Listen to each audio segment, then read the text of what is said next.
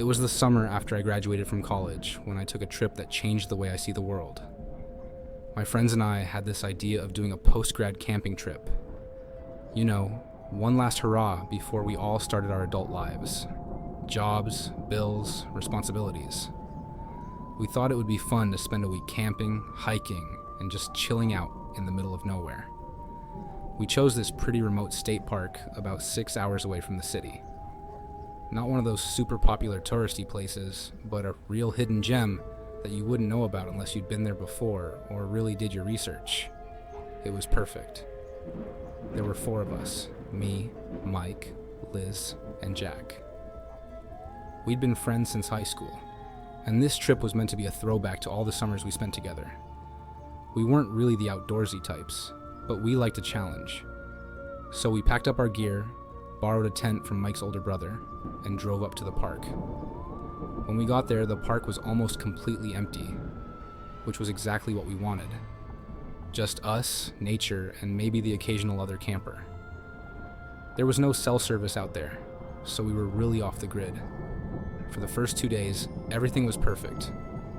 We hiked, made a bonfire at night, told stupid stories, and just enjoyed the quiet. I remember thinking how peaceful it was, like something out of a movie. On the 3rd day, things started getting weird. We had just finished a long hike through one of the more challenging trails. It took us deep into the woods, far away from the campground. The trail wound through thick trees and over rocky terrain, and after about 5 hours of walking, we came across this clearing. There was nothing particularly special about it at first, just a small meadow in the middle of the forest, surrounded by trees. But then Jack noticed something. "Hey, do you guys see that?" he asked, pointing toward the far edge of the clearing. At first, I didn't see anything, but when I squinted, I noticed it too. There was this old beat-up car parked at the tree line. It looked completely out of place, rusted, with its windows smashed in. Who the hell would drive a car all the way out here? There were no roads that led this deep into the park. The nearest trailhead was miles away. We walked toward it cautiously. Something about it just felt off, like it didn't belong there. When we got closer, we realized it was a really old car, maybe from the 70s or 80s. It had been there for a long time. The tires were flat, and moss had started growing on the hood. But that wasn't the weirdest part. The weirdest part was what was inside. The backseat was filled with blankets, old fast food wrappers, and clothes. A lot of clothes, like someone had been living in there. Jack leaned in closer to the window, trying to get a better look. That's when he saw it. "Guys, there's a knife on the seat," he said. Sure enough, there was a large hunting knife, sitting on the front passenger seat. The blade was rusty, but it was big. Too big to just be left lying around like that. Suddenly, the whole vibe shifted. We went from curious to uneasy in a matter of seconds. "Let's get out of here," Liz said, clearly freaked out. We all agreed. Something about the car just didn't sit right with any of us. It felt like we weren't supposed to be there, like we were intruding on something. We hiked back to the campsite in silence, none of us really wanting to talk about what we'd seen. That night, things got worse. We were sitting around the campfire, trying to shake off the weirdness of the day when we heard it. At first, it was faint, barely noticeable. A rustling in the bushes just beyond the light of our fire. Liz thought it was an animal, maybe a raccoon or something, but then we heard it again. This time it was louder, like someone was walking around out there. "Hello," Mike called out. No answer. The rustling stopped, and for a few minutes, everything was silent again. But then, just as we were starting to relax, it started up. Footsteps. Clear, deliberate footsteps circling our campsite.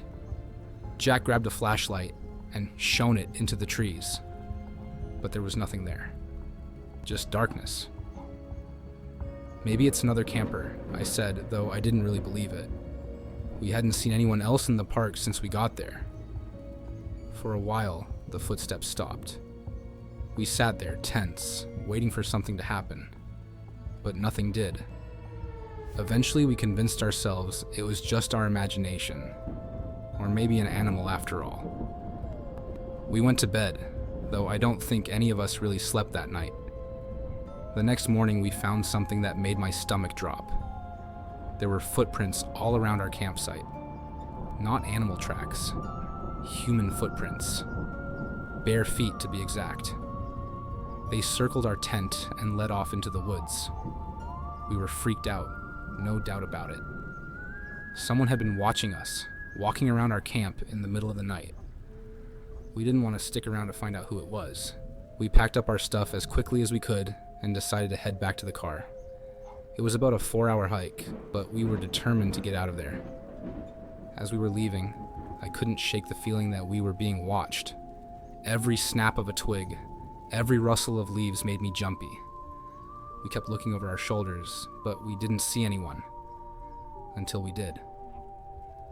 About halfway back to the car, Jack stopped dead in his tracks. "Do you see that?" he whispered. We all turned to look in the direction he was pointing. And that's when I saw him. A man, standing just a few yards away in the trees. He wasn't moving, just standing there watching us. He was tall, with dirty clothes and long, unkempt hair. His face was hidden in the shadows, but I could see enough to know he wasn't friendly. "Go," Jack said quietly, and we started walking faster. We didn't run, not yet, but we were moving as quickly as we could without breaking into a sprint. The man didn't follow us at first. He just stood there watching. But then I heard it. Footsteps, fast and heavy, coming from behind us. I didn't need to turn around to know he was chasing us. I could feel it. "Run!" Mike yelled, and we all took off. We ran as fast as we could, not stopping to look back. I could hear him behind us, crashing through the underbrush, getting closer. My heart was pounding in my chest, and my legs felt like they were going to give out. But I didn't stop. None of us did. After what felt like forever, we broke through the trees and onto the main trail. We could see the parking lot up ahead. I don't think I've ever run that fast in my life. We made it to the car, threw our stuff inside, and peeled out of there without looking back. The whole drive home, none of us said a word. We didn't have to. We all knew what we'd just been through was real. Someone had been watching us, stalking us. We had no idea who he was or what he wanted. And honestly, I don't think I want to know. When we got back to civilization, we debated going to the police, but what could we really say? We didn't have any proof, just a creepy car in the woods and a man who may or may not have been trying to hurt us. In the end, we decided to let it go. Maybe it was stupid, but none of us wanted to relive it. That was the last camping trip we ever took. Every now and then, I think about that man in the woods, standing there watching us, and I wonder what would have happened if we hadn't left when we did. I guess I'll never know.